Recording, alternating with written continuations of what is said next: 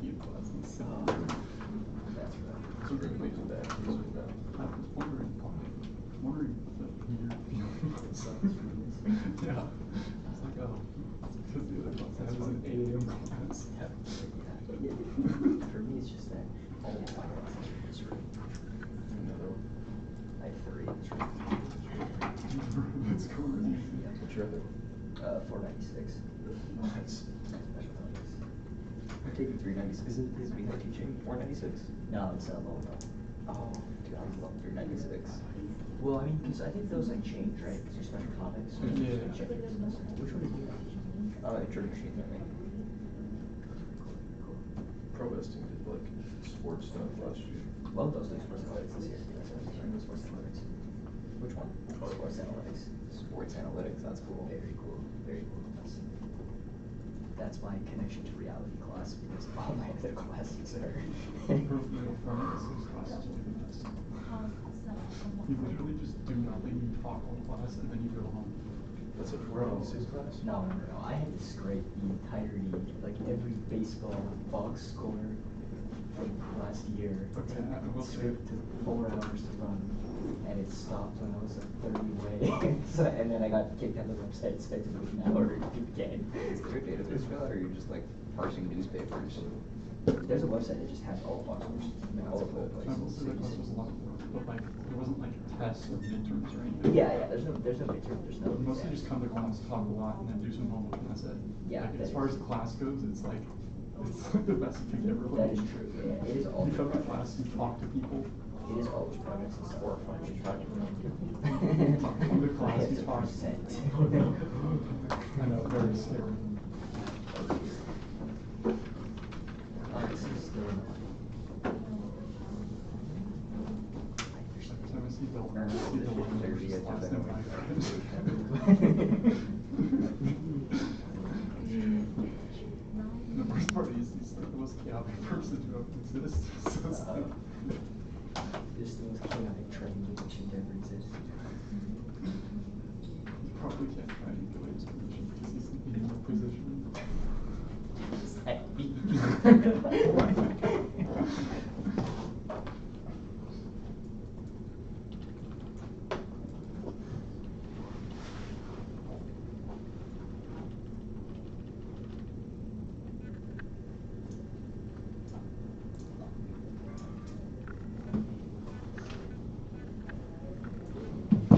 Okay.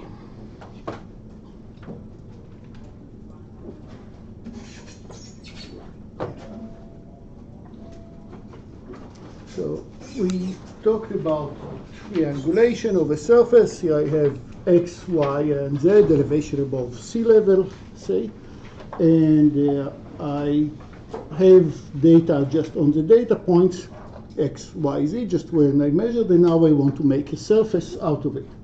And to make a surface, one way to do it is to make a triangulation of the xy plane. That is, I'll take all the points on x, y, z, project them on the xy plane, create some triangulation, which is, to remind you, I'll add chords between points. I'll be careful not to get any two chords to cross each other. They can touch at endpoints, but not to cross each other. And at the end, it will partition the plane, the xy plane, into triangles. And now every triangle, if you think about it, bring its 3 vertices back to the 3-dimensional world. Remember that they have elevation above sea level, that's a z value.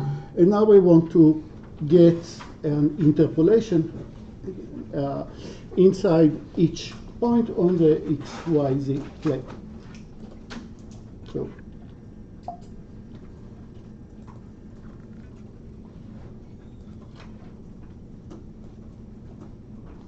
yeah, the combination.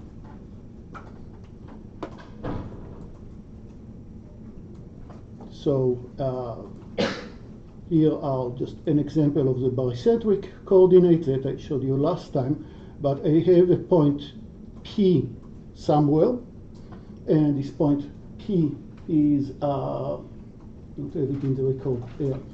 This point P is inside the triangle that I projected A, B, and C onto the XY plane, and they have some other attributes, like the Z value, like the elevation, or like the color, in this case, green, red, blue, and I want to assign the value of P such that a few things happen.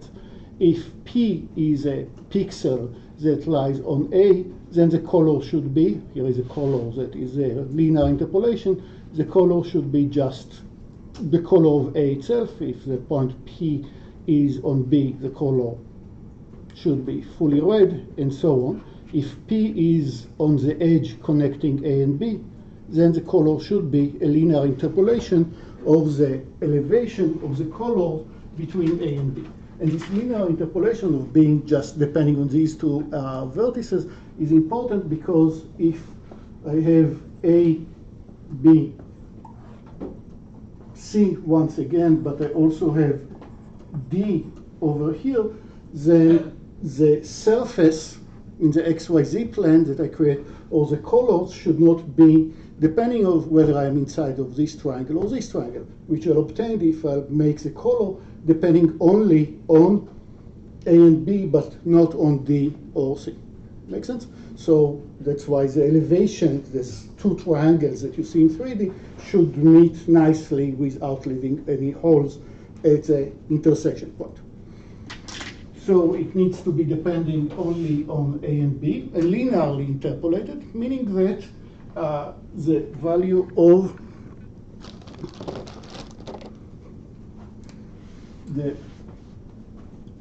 if P is over here and I'm at a region of T where T is between 0 and 1, so at T equals 0, say I'm at D, at T equals 1, I'm at A, so the value at P of T should be D plus T times A minus D. What are the parameters that you see here? It's either XY, XYZ, if there is Z involved, XY, and the RGB values, if there are RGB involved, and so on. In any case, when I'm at D, T equals 0, so I'm just taking the value of D only, and then when T equals 1, this D minus D cancel each other, and I'll just take the value of A. Makes sense. So just what you guesstimate when I ask you, what do you think about linear interpolation? That it changes as T increases from 0 to 1, the rate of change is a constant. Which brings us to the question of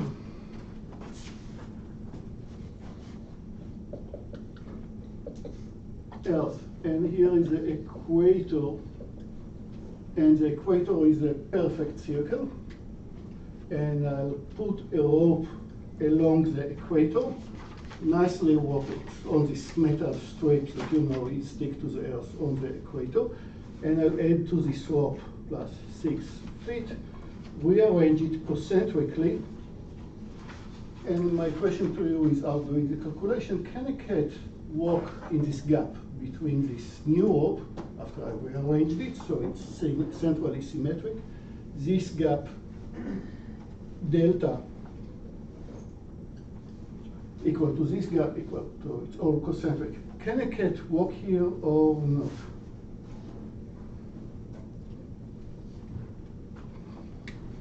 Obviously not. Cat is still have some size. Earth is very huge. This addition, the perimeter of the Earth is huge. Adding of just 6 feet is extremely small. Seems very no, but that's on one hand, it's very, very different order of magnitudes. On the other hand, if I correlate the radius to the perimeter, this is a linear function. And what you know about linear function is that for the same delta x, you'll get the same delta y, no matter where you placed x's. So the fact that I started from the radius of the Earth and just added these 6 feet is, could have said that I could have used a much smaller ball and do the same experiment, and you still get the same delta y, the difference of the radii in this case. The smaller radius, the largest radius, minus the smaller one, and 6 feet, well, now when you divide by 2 pi, if you do the calculation, is less than 1 foot, which is more than half a feet, so a cat can easily pass out there. And that's very important for a linear function. It will help us, for example, when we'll study linear programming and linear optimization, because it means that if some direction helps you improve something, then continue in the same direction will keeps getting better and better, keeps getting improvement. And that's why we will gradient descent, for example, works so nicely. We pick the direction, and at least as long as everything is linear, this direction keeps helping us. So that would be the linear interpolation, and barycentric coordinates that I mentioned earlier just said that how do I compute the color of this new point? How do I compute the color of P? I need to have 3 weights: the weight that I give to A, the weight that I give to B, the weight that I give to C. A, B, and C are the 3 vertices that I just hid. A, B, and C are the vertices. How do I compute each one of these weights? Take the weight of the big triangle, that would be in the denominator, the weight of C, the weight that I give to the vertex C, the weight that I give to the vertex C is the ratio between the area of the triangle that doesn't contain C divided by the area of this big triangle, that is the sum of the 3 small triangles. And that's a barycentric coordinate. And that's very useful, and your GPU likes to do it all in hardware because they need to compute it for many pixels. That's exactly how linear interpolation is working when you are talking about many operations, including graphics, including, well, creating surface from elevation data. But we are completely in the mercy of how good or how bad our triangulation is. I'll get a very different surface if I'll change the triangulation. Okay, here are the formula of the triangulation. We covered it last time. And we would like to have fat triangles, that is, triangles where all angles are as big as possible. Well, more than 60, all of them is a bit hard, but for at least 30, 40 would be nice if all angles are. Okay. We would think that thin triangles are numerically better. Unstable, create funny surfaces, and here is an example of a funny surface. So I have 4 points. I just roll the same 4 twice, and here is the elevation: 10 above sea level, 10 something above sea level, 10 above sea level, 1 above sea level, and 1 above sea level. And it's very elongated. Like, see, this trapezoid, this quadrilateral, is very thin and elongated. And I can triangulate it in one out of 2 ways. I can decide that I'll triangulate by taking this diagonal, or I can decide that I'll take from this diagonal. And without further, if I don't have more data, of course I don't know which one is correct, which one is incorrect, but I will argue that this triangle, let's think how it looks in 3 dimensions. In 3 dimensions, this elevation is 1, 1, 10. So that would be a slope, but it's not extremely steep slope, going from elevation of 10 to elevation of 1, but I'm going from 10 to 1 over a pretty large distance of 5. Comparing to, I'm not saying that it's the correct or incorrect, but let's compare it to what I do when I get the other triangulation. So just to finish this example, in 3D, this would mean that between the two elevations that are almost at sea level, you're getting a valley, and then you have a cliff going outside from both directions. Comparing to what happened if I use the other diagonal, so now I have this point is of elevation of 10, this is elevation of 10. I'm connecting them and using linear interpolation, so interpolate between 10 and 10 tells me that all this ridge is at elevation of 10, that falls very sharply into a distance or into elevation of 1 over here. So now I'm getting 2 but extremely sharp slopes from both sides.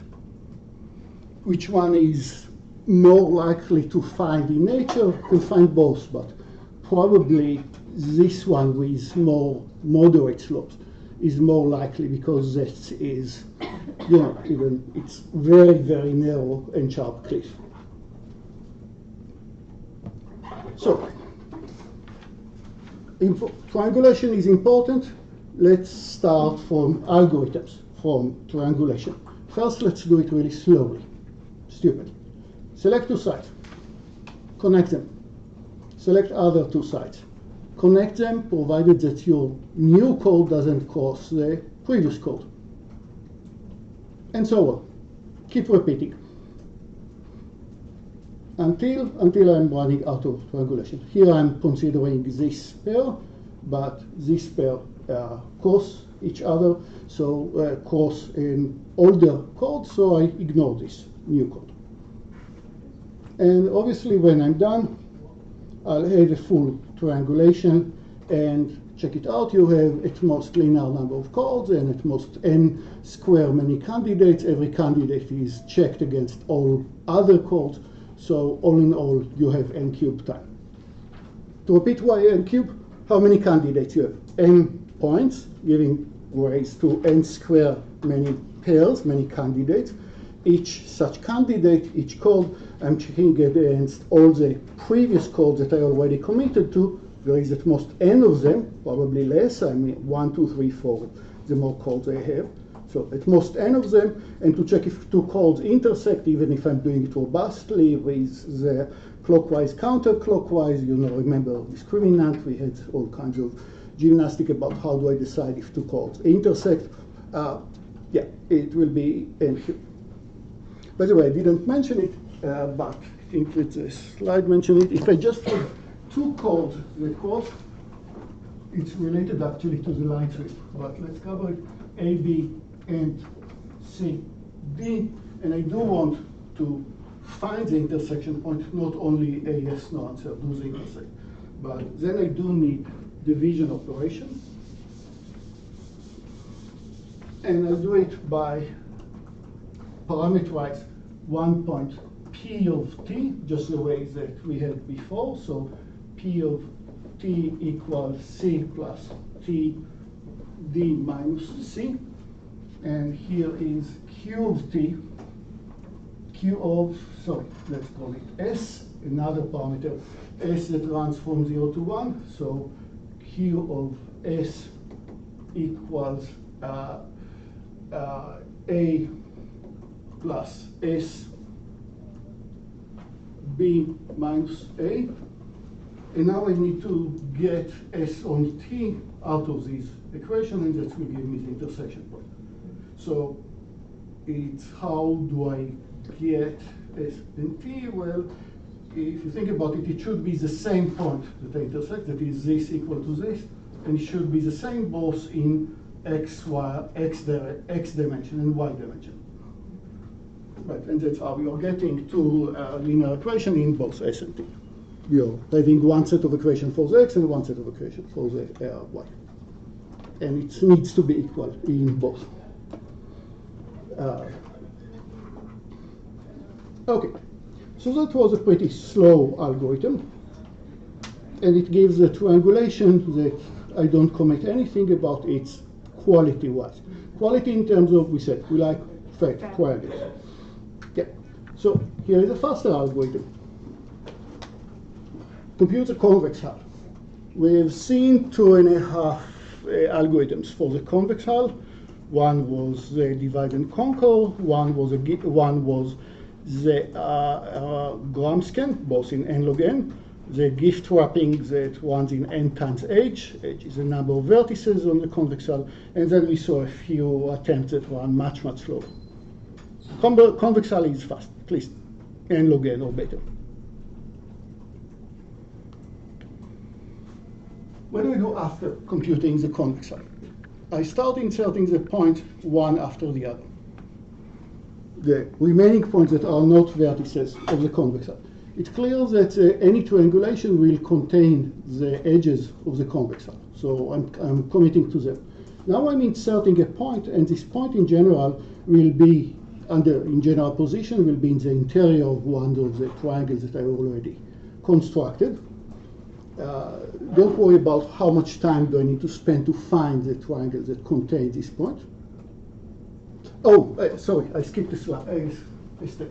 I computed the convex hull. Pick one of the vertices, and that's the origin, and now connect it to all the other vertices. So now I triangulated the convex hull. And now I have triangles. And now I can insert the points one by one. And when I'm inserting a new point, it could lie in one of the existing triangles. And then all I do is just connect it to the three vertices of this triangle. I need a data structure and various things to help me find the triangle containing it. Like the first, when it still looks like a star-shaped, I can just do binary search, but then it starts to be more messy when I have more and more triangles. But ignore the running time.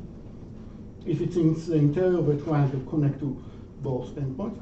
If the new point is on an existing chord, then there are two twin triangles. I'll use this term a lot, two twin triangles that share an edge.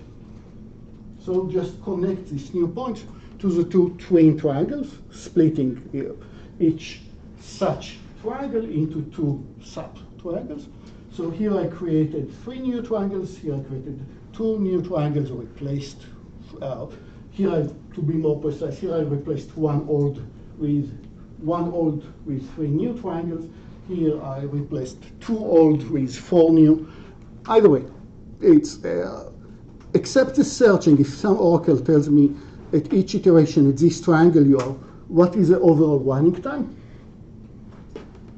Euler helps you. Euler says when you are done, you are ending with a triangulation, which is a planar graph.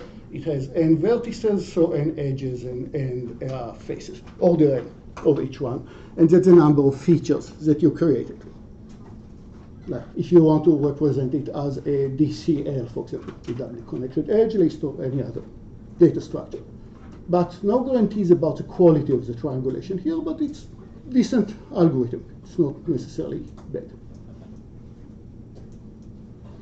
Questions so far? If I want to be, wrong direction.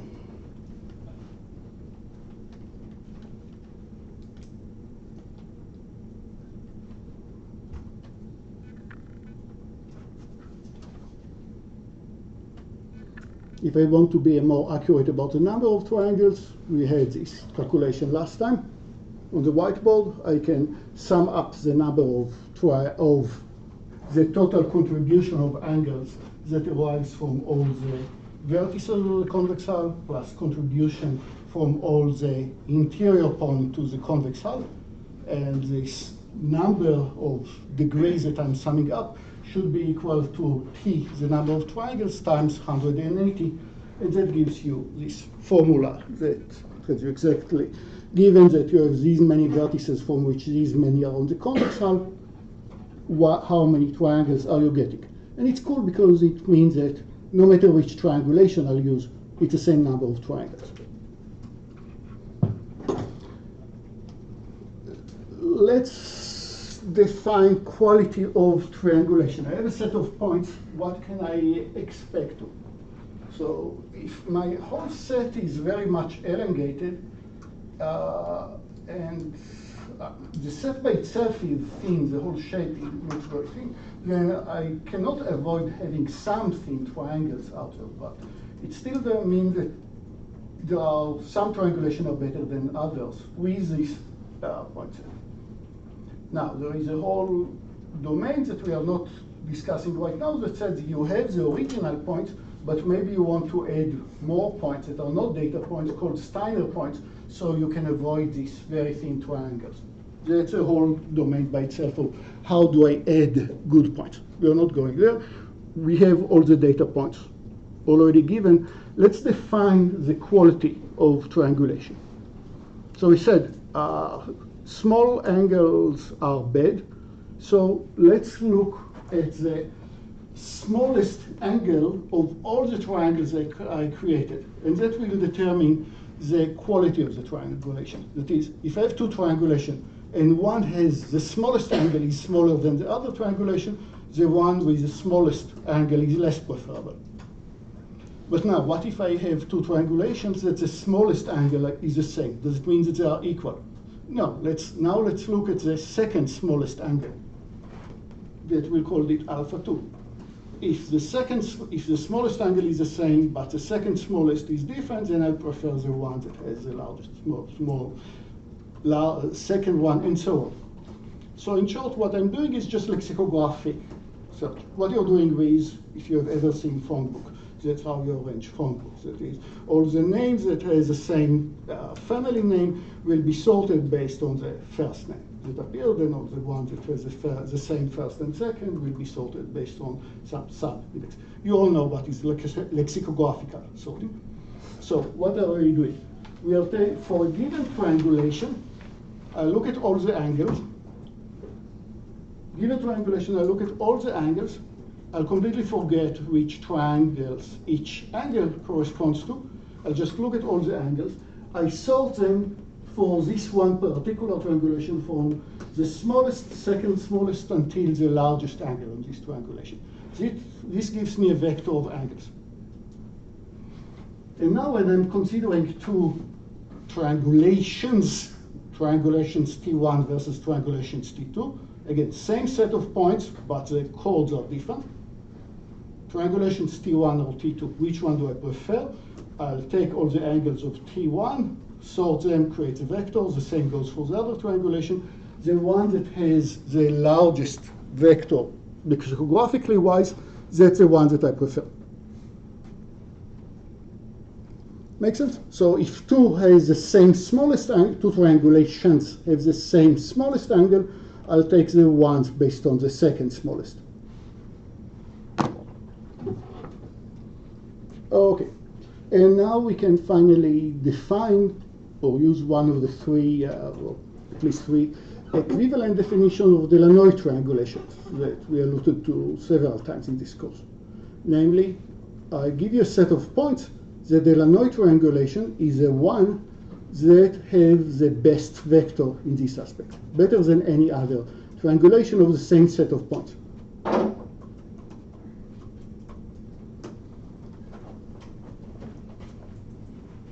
Again, I'll have a set of points, and in some cases, the triangulation is not unique, but as you'll see, if I don't have 4 points that are co-circular, 2 points define the lines.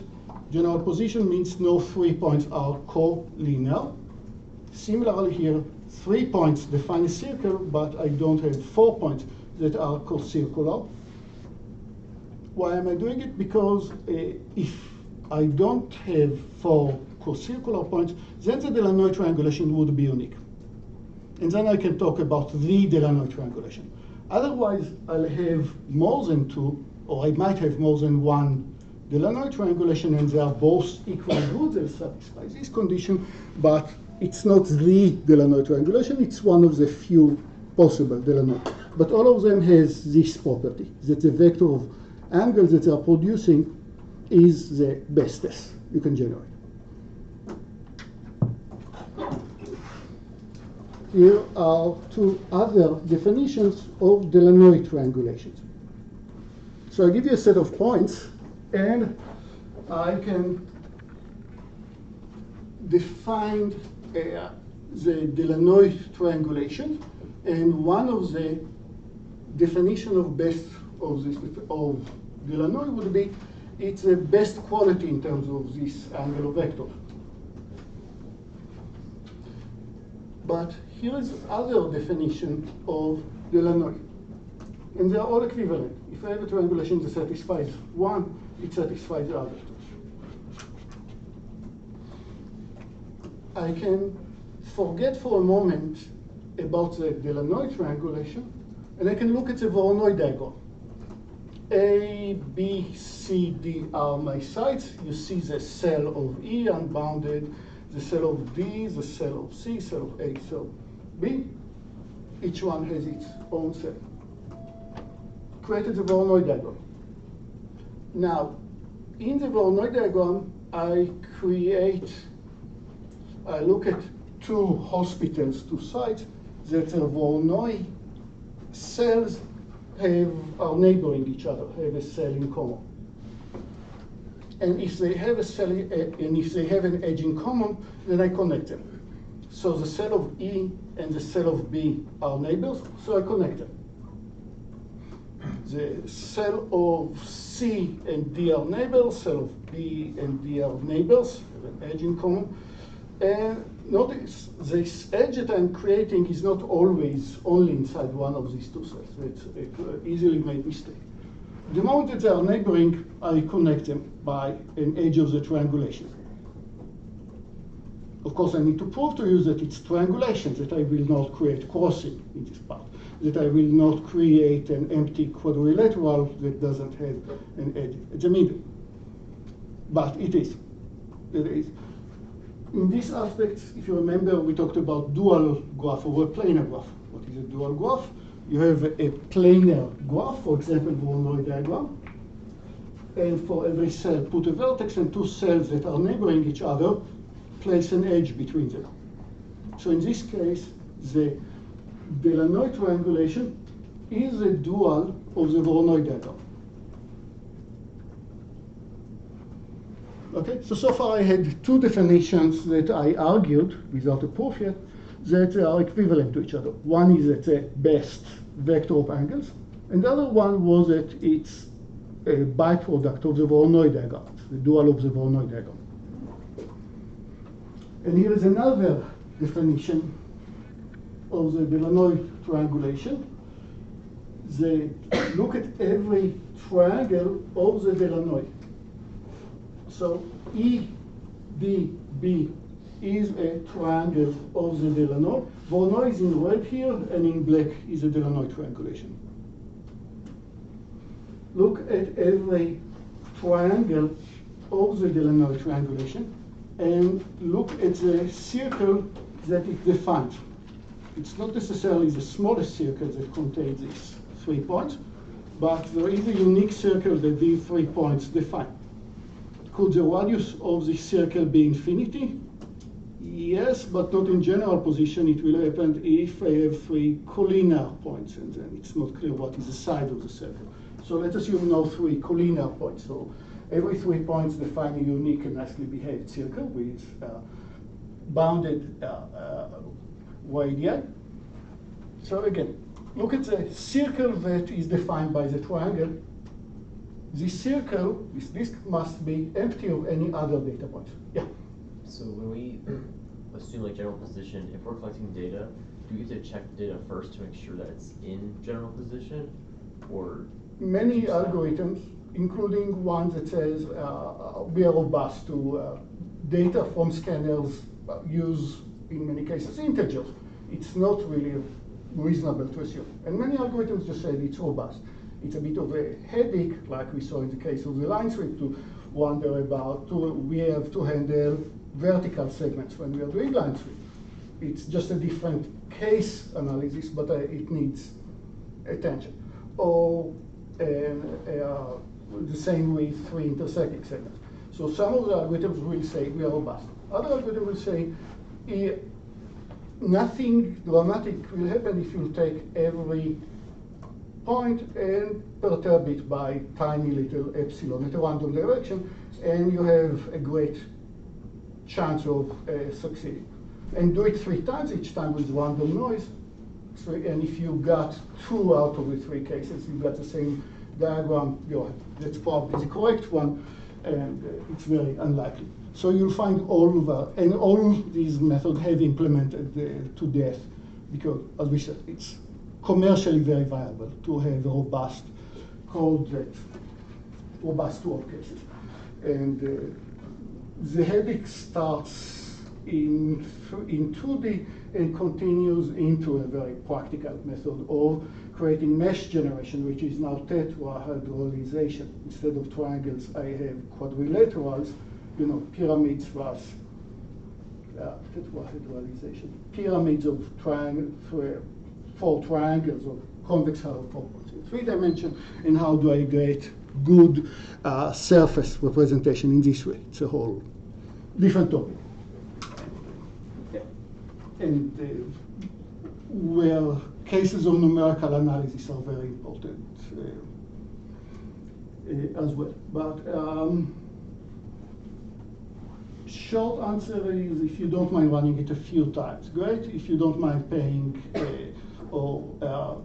there are libraries like Leda that are very proud of being, but that uses infinite arithmetic, meaning that it doesn't, if we talked about it, if I have the number A divided by B, it will not store it as, let's say, 2 A's to B in 3. It will not store it as 0.666.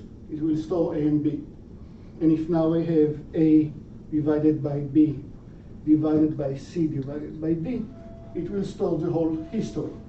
It makes things very slow, but it means that when I need to decide if this is larger than this, then I can squeeze enough many digits from this expression and this expression until I know for sure which one is larger. I just perform the long division here, the long division here, until I have the solution. But you're paying for it, of course, in running time. And if you're using Leda as a library, or there is a big European project called Seagull that also does it just in open source. These are the 2 big words, Seagull, and there you can define for every variable, do I want it as a float, double float, or infinite arithmetic, and then it stores the whole history. Okay, good question. Back to our case, we had arguably the best triangulation as one definition in terms of the vector of angles, or the empty circle criteria. Every triangle, when you look at this triangle, and just to make sure that here is my triangle.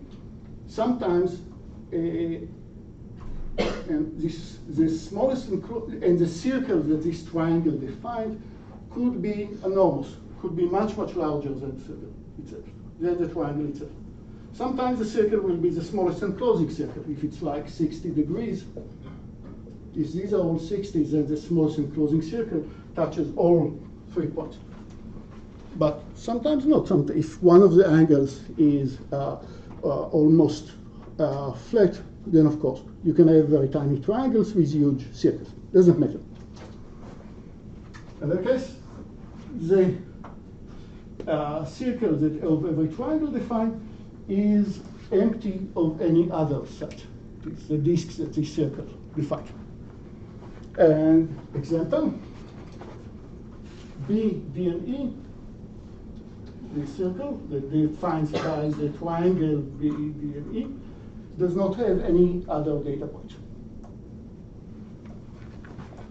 And I want to convince you that all these terms are related to each other. That if I obtained 1, I obtained 2. And by the way, the 4th one is just that if you show me an edge of the triangulation, it's important enough, so I'll write it. Yeah. I should have it on the slide.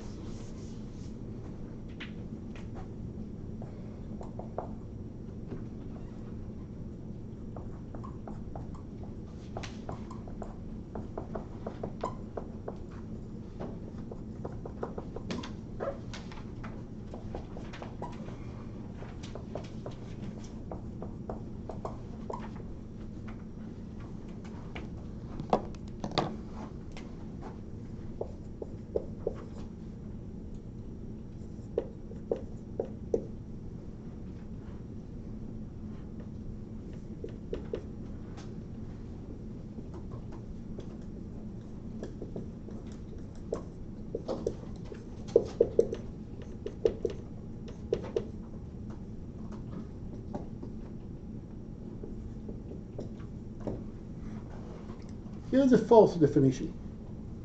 Show me a Delanoy triangulation, or show me a triangulation. If it's Delanoy triangulation, if and only if, if and only if, for every chord AB of this triangulation, AB, there is at least one circle that contains A and B on the boundary and does not contain any data points in its interior.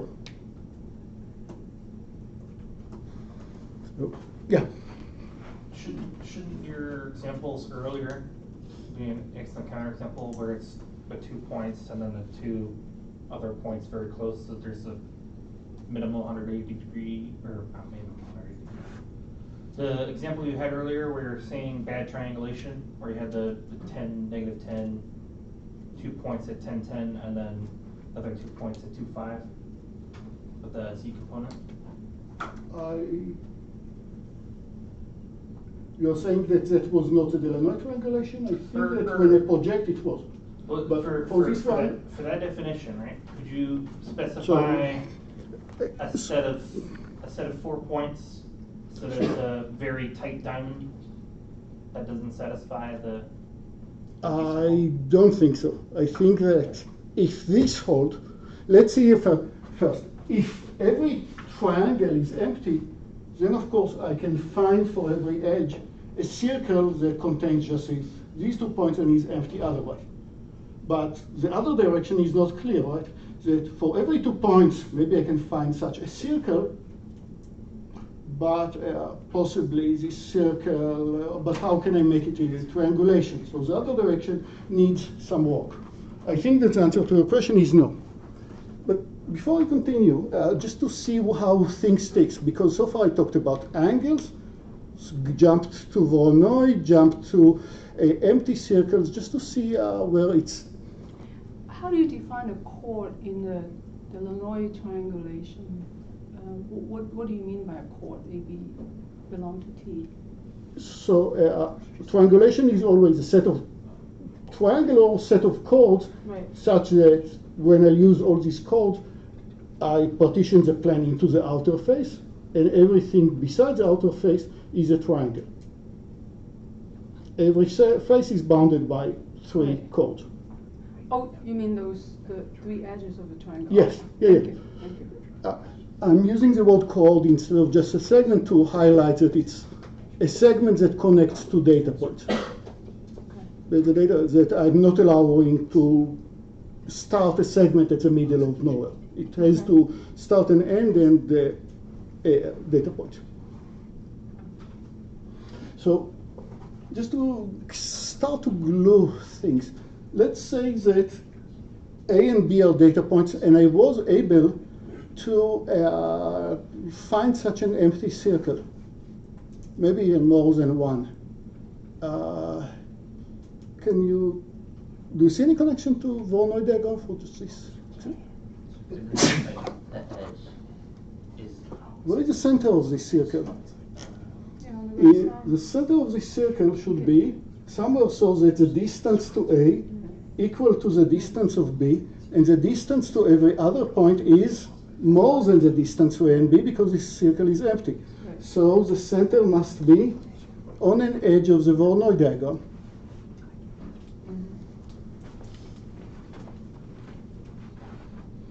What about the center of this circle? It goes through A, B, and it's through E, B, D, and its center is, what is the nearest neighbor to its center? It's equidistant to, because it's a circle, D, B, and E, and the distance to A and C are further away. So the center of the circle is a vertex of the Voronoi diagram. Right. So that's how things starts to get connected. But the main tool that we need goes back many years ago. So there is a recent result of Thalas that was published. It said the following. So I have a segment AB anywhere in the plane, and I look at a circle that goes through A and B. and I have a guard. We talked about art gallery. I have a guard that keeps watching A and B, but this guard is moving along the circle. But it doesn't go to the other side of the circle, otherwise it breaks my theorem. As I'm walking along one of the circle, and my guard, say from P and Q, guard the same 2 points, A and B, and A and B is a chord of the circle. This angle is the same. Doesn't matter where I see it, from which I see it. There is a GeoGebra that will prove it by example. What happens if I increase my circle a bit? If I increase my circle, my guard sees it in a smaller angle. But again, the same happens as I'm moving from S along the larger circle, the angle doesn't change. Is this a GeoGebra? Yeah.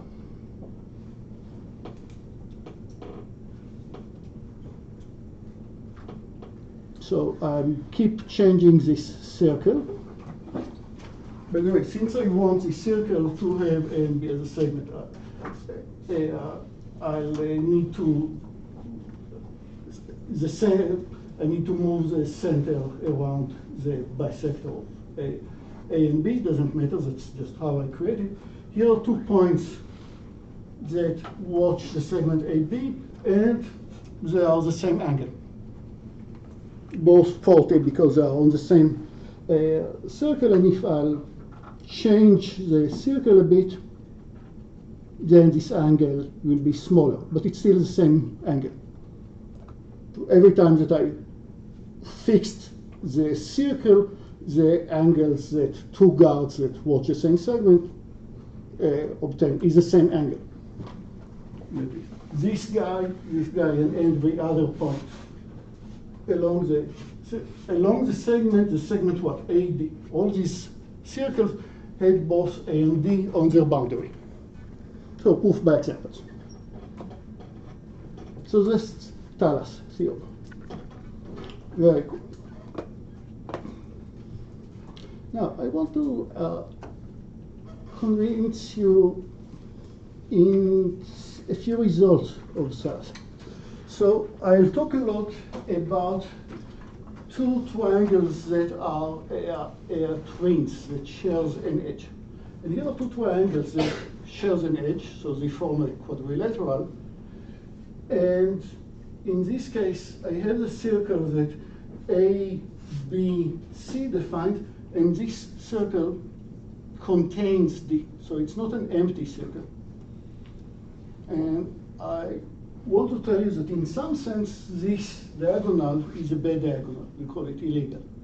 And why is this the case? Why I don't like empty, why I don't like non-empty such quadrilateral? Because let's look at the guard that watch the segment BC. Now, you can do the, first, do the mental, actually, you have it in the back slide. It will also mean, in this case, that the circle that goes through C, D, and A, circles that go through C, D, and A, which how can I get to it? I glue C and A, and I'll push this circle to the other side. So now it got disconnected from B, but B is now inside the circle, and D will be on the circle. But that's all when I'm using the same diagonal. But now it also means that if now I'll move, so the mental image that I keep using in this algorithm would be quadrilateral, and you have 2 diagonal to this quadrilateral. You can use either this diagonal or this diagonal. And this will be the example of the bad diagonal. Why? Because I can do something to the vector of angles. Why?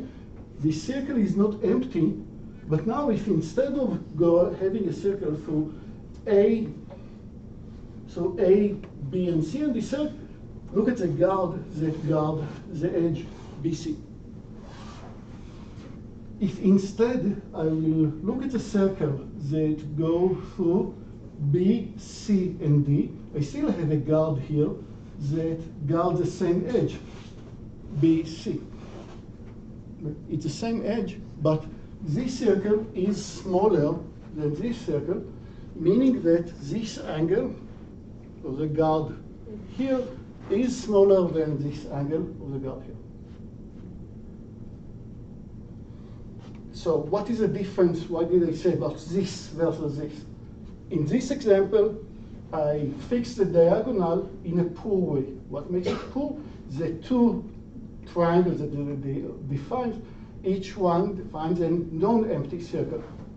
Had I flipped the diagonal, instead of AC, connect BD, and look at the 6 angles, actually there are only 4 that I really care for, the ones that look at the 4 segments on the outside, the other ones are larger.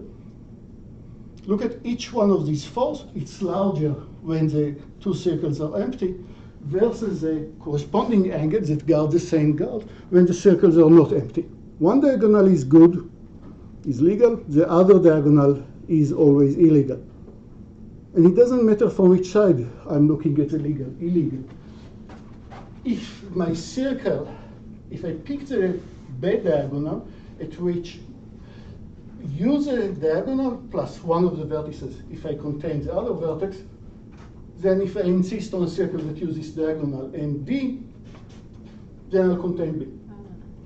And the opposite happens here. Here my circle that uses a diagonal, the better diagonal, plus C, this is empty from A. It means that now if I push the circle, got it disattached from C, and instead touching A, it will not contain C. Like push this triangle to the upper side. So what does it mean, this flipping of diagonal? What does it do to the vector of all the angles altogether? I'm not sure that any of these angles are the smallest one in the whole regulation. But I'm sure that if I see an illegal edge, then it's not the optimum vector. Because I can improve something about the vector makes all the 6 angles go down had I do the edge flip.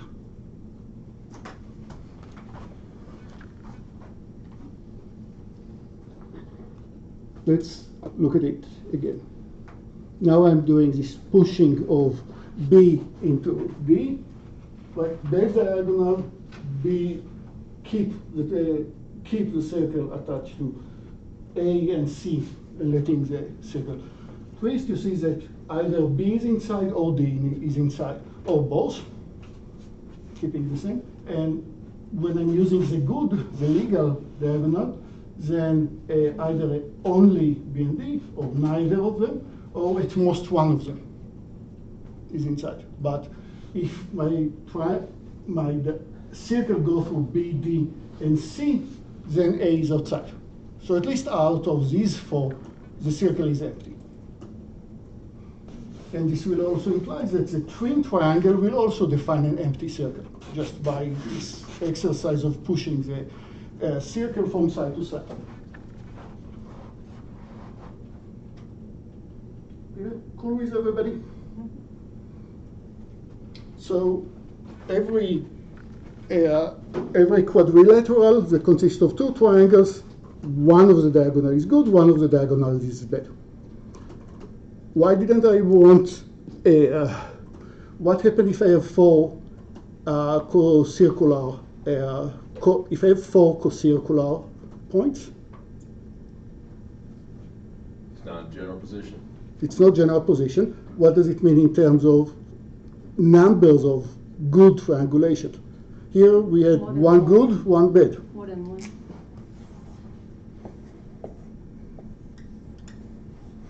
Is this empty? Is this not empty? I'm not sure exactly, but if I want empty as inside the interior, if I define empty as inside the interior, then both this diagonal is good and this diagonal is good. So it doesn't mean that I don't have a good triangulation, it just means that it's not unique. That's all. That's nothing in here. Okay, now in this GIF, I'm doing something else. In this GIF, I kept A, B, and C fixed, and inside D is moving. So the whole configuration is moving. And I want you to look at the circles that are defined by A, C, D. And as D is moving, at some point B enters into the circle. So you see first the 4 points. D is moving along this dotted trajectory over here. D is moving in time, but I keep looking at the circles that A, C, D defined. And at some point, the circles that they define contain C, contains B. That's nothing to do. That's how I designed it. But I want you to look at this GIF also at two other things. You also see the Voronoi diagrams. Look at the Voronoi diagram. You have the cell of B, cell of C, cell of A. They are not moving. And the cell of D in the Voronoi diagram over here is, of course, moving as D is moving. And not what are the neighboring relationship. Remember, two cells are neighboring if they share an edge in common. Sharing a vertex is not enough. It's also not general position, think why. But sharing an edge makes them neighboring cells. So as D is moving, the cell of D and the cell of B at some point will become neighbors. Now they share an edge, and as D is moving on the opposite side, it gets further away. So now A and C share an edge, and D and B stop sharing an edge. At the same time, look at the Delanoy triangulation, which, if you have any doubts, go to GeoGebra type Delanoy triangulation. Very nicely implemented. Look at the Delanoy triangulation. What did I say about Delanoy triangulation? It's a dual of the Voronoi diagram. That is that you have in the triangulation, you have, of course, a quadrilateral. And which diagonal do I have? The vertical diagonal or the horizontal? Depends on who is neighboring of whom. If B and D are neighboring in the Voronoi diagram, then this is the edge of the Delanoy triangulation. And once they stop being neighboring, that is that now A and C are neighboring, then I'm using the vertical ones. So just an illustration how I moved from one extreme to these two cells versus these two cells. And then exactly what do I see about the diagonal? That's exactly the edge flip. I'm doing had I not do the edge flip, despite being, if I would not do the edge flip in the right way, then the circle through A, B, and C would have contained the fourth point out there. I don't think that I said it clearly, but hopefully you understood what I mean. That the edge flip was caused because otherwise you would have a non-empty circle. And I'm only using circles that are defined by the triangulation. But the triangulation defines some part of the time, when D is more to the right, then there is a triangle for A, C, D. This is one of the triangles, and the circle through it is empty. Now the circle of it here kept the same through the whole animation, but at some point it stopped being empty, meaning that it's now a time to move away from the vertical diagram to the horizontal one.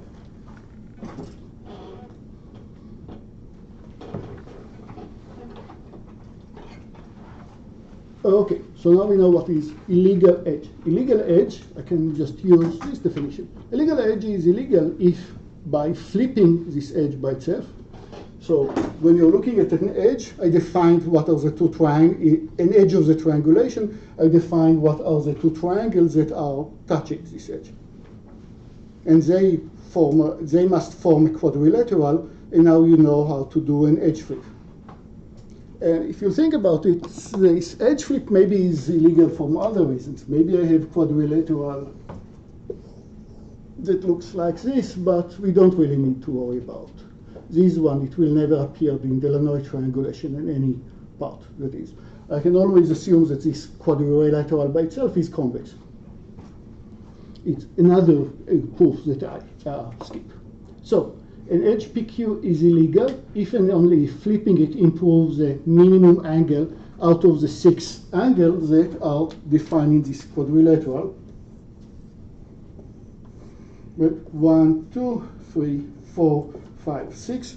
If I'll improve these 6 vectors, that is, that as a vector of 6, I'll get a vector of 6, which is out of vector of 3t many t's, number of triangles. pretty many entries, the whole vector is improved because other angles don't matter what happens to this 6.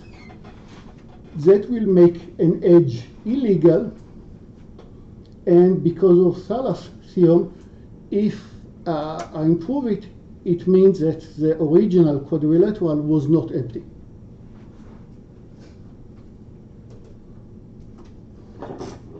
It's a very cute definition. Create any convex quadrilateral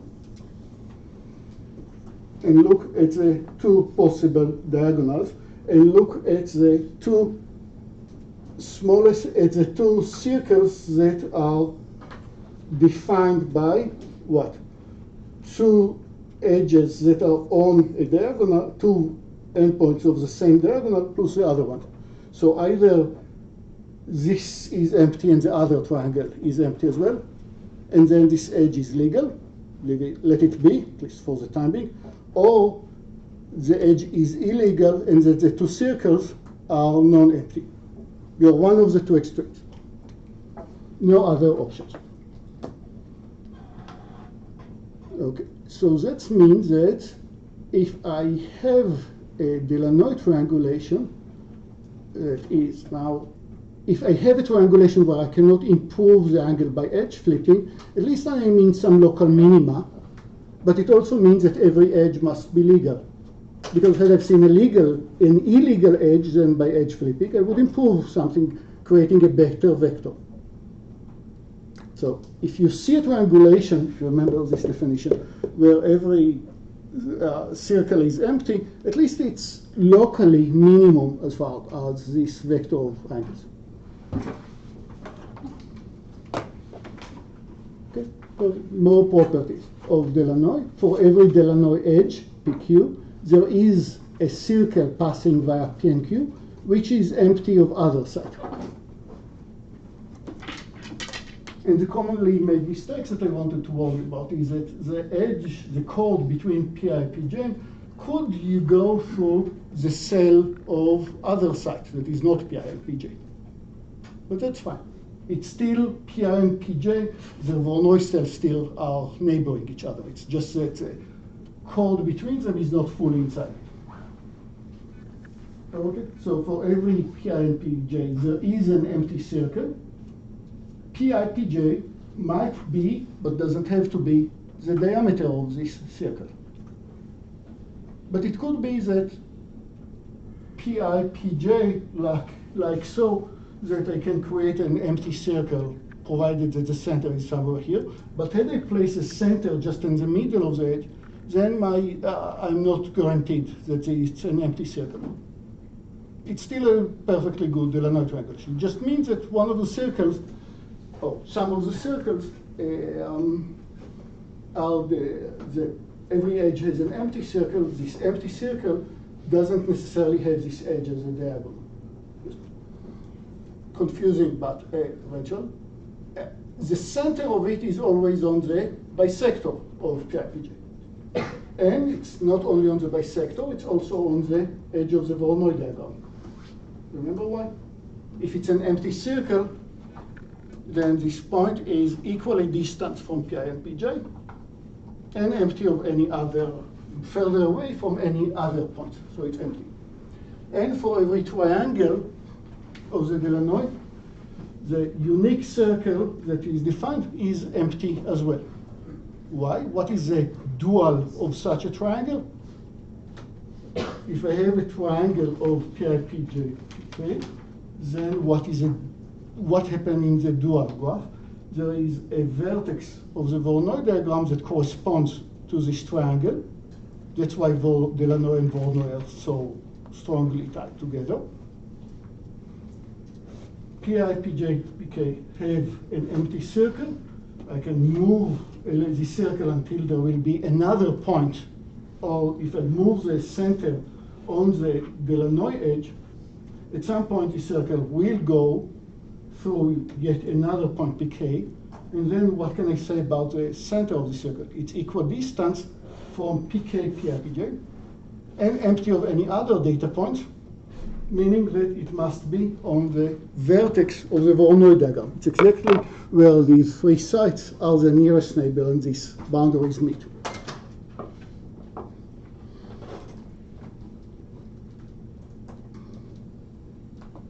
Yeah, I already played with this animation, just highlight it further that now the center of the circle that you see over here is forming a vertex of the, it's actually harder to see. Okay, so how can I algorithmically create a Delanoy triangulation? So Delanoy triangulation has many good properties. Some you'll see at the homework, some we already discussed. It's a good angles of all the triangles. It asks you, for example, you need to compute minimum spanning tree of all the sites. In general, you need to run prim or cross-cal algorithm, maybe you've seen this algorithm, computing minimum spanning tree that needs a graph, but to start with, it needs n squared graphs every point to every other point. But now you're just saying, hey, do I really need all the points? No, it's enough to just use edges of the Delanoy triangulation, and the minimum spanning tree will be here. It will be a subset of the edges, but I don't need n squared many edges, I just need edges of the Delanoy triangulation. Or maybe I want to create a network of relays and sensors or sites, and I want to somehow save energy by multi-hopping. One node will forward to another node, will forward to another node, and so on. I heard about one, you can have application of it by having cell phones that for emergency services can either use as a relay or can use as a network, as a sensor or a transmission by itself. Or I heard about it with several networks of motorcycle communication inside a group of motorcyclists, of multi-hopping, because why multi-hopping in sensor networks makes so much sense, or in wireless networks makes so much sense, because energy that you need to get a message from here to here with cutting a lot of corners is behaving like the distance square or distance cube. It's actually constant in between depending on the environment. So if you need an energy to send a piece of data from A to C, that is a distance of 2, you need much less energy to send it from A to B and then to L to it, the distance from B to C. But because the energy should increase as a distance square or distance cube. So you're asking what will be a good network? Well, we have the universal answer for almost all the networks. Delanoy. That again needs a proof, and I'll ask you in the homework, but either all edges of the Delanoy depending on the properties, or subset of the edges, but you don't need to worry about any edges that are not in the Delanoy. So that's like giving you other motivation about why Delanoy. And I can come up with many other problems about where Delanoy is so useful. So algorithms to create the Delanoy. I can start by creating the Voronoi, except that I don't teach you formal algorithms that using the line sweep. Instead, I'll teach you the opposite algorithm. But if I'll teach you the algorithm, or I did taught you the n to the 4th algorithm, the intersection of half planes, create the Voronoi diagram, and now the Delanoy is just a dual. Every two Voronoi cells that are neighboring take an edge between them. And if you have A, how do you know which cells are neighboring? BCL. You have the data structure that for every edge replaced with 2 half edges. And these 2 half edges are twins, and they are the 2 sides of the edge. The 2 faces that shares an edge. Or, so if I have the Voronoi, and just you should know that there is an algorithm that deterministically do line sweep, just uglier constants, but do line sweep and in n log n give you the Voronoi diagram. That's usually the fortune algorithm, Steve fortune.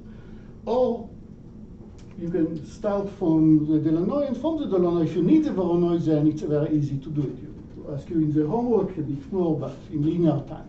It's very easy to know because I told you every triangle corresponds to a vertex, and it's very easy to know which vertex of the Voronoi connects to which other vertex of the Voronoi, so you also know what are the faces. So let's start to speak about creating the Delanoy directly.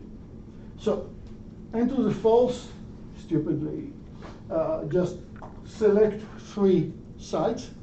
Ask, does a triangle that they define is a legit triangle, which means select 3 sides, 1, 2, 3, look at the circle that they define. If the circle is empty, then this triangle belongs to the Delanoy triangulation. Otherwise, it does not. And of course, if the Delanoy triangulation is unique, then the circles are nicely defined. What will happen if I have 4 collinear points? That's where I do need to the general position. If I have 4 co-circular points, then what happened to this algorithm? It will say that this triangle is legit because it's an empty circle. It will argue also that this triangle is legit because it's an empty circle, but it doesn't form a triangulation altogether. But this case of 2 triangles that are overly or that partially overlap each other will not happen unless you have 4 collinear, co-circular points. So in general, you can check every circle by itself, legit or not legit, empty circle or not empty circle, and you're guaranteed, I'm jumping over some proofs, you're guaranteed that when you end, 2 circles are either completely disjoint, or share a vertex, or share an edge, but definitely don't cross each other. I don't have one triangle that crosses another one. Again, with general position. So to check if triangle is legit or not, I just need to run through all the other edges. So these algorithms are quite slow, but doable. I want to do faster. I also want faster computer. And I can do something smarter. Okay. And you have the links to all the GeoGebras that I'm using quite a lot here in the slides. So what I'll do is compute the convex hull as before. And I'll start adding the points one after the other. This is an example of incremental algorithm, one of the few that we'll cover in this course, that says I'll create the data by most of the points will be inserted one after the other, and after each insertion of a point, I'll need to modify something. And we already saw a triangulation algorithm that looks quite similar. Right, what did we do? We had a triangulate. When I just wanted a triangulation, no quality given, I just said I'll create the convex hull of all my points, create some triangles out there. Now when I'm adding 1 point pi, I'll connect it to the 3 vertices that defines pi, and I'm done. If I just want a triangulation without quality. What I'm going to do right now is the same, except that after I added the pi and I look at and I connected it to the 3 vertices, I'll ask, hey, did I create any illegal edge by doing so? And if I created an illegal edge, then fix it via an edge flip, which might cause another edge flip. It might cause another edge flip. But all in all, after enough many edge flips, if before adding pi I had a Delanoy triangulation, then I'll add pi, connect it to the 3 vertices, create 3 triangles, do a bunch of edge flips, and after a few edge flips, and I'll prove to you that on average I'll do only 6, I am done and I have a new Delanoy triangulation. Again, before pi it was legit. After adding pi plus a few edge flips, it was legit as well. And that will answer another very important question. I need the Delanoy triangulation because I'm going to use some graphic properties that, for example, want to ask, I have a point P now, AB, which triangles contain my query point? I need a data structure that helps me find, for a lot of query points, at which triangles they are.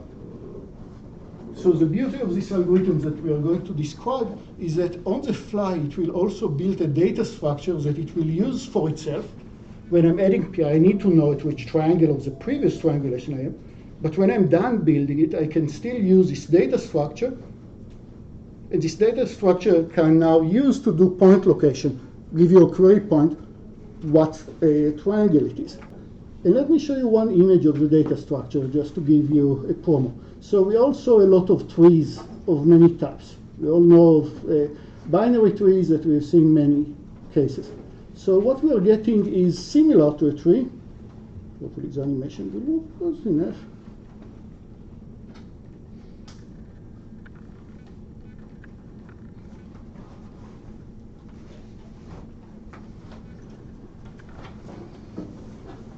So the data structure will contain some pieces that looks like a tree. Like I have an old triangle, and now I split it into a few triangles in between, and then this old triangle points to the other one. But it could also be a DAG. I'll still point from old triangle into a newer, but to the same triangle I can get through a few ways. So it's still answering a query will be similar to answering in a tree, except that it's not a tree, it's a DAG, directed acyclic graph.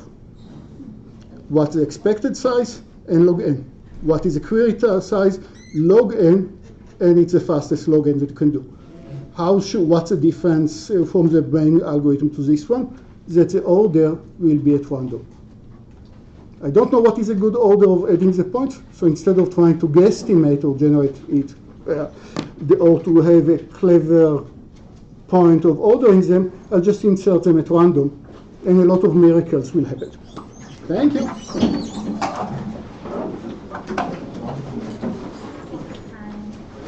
Hi,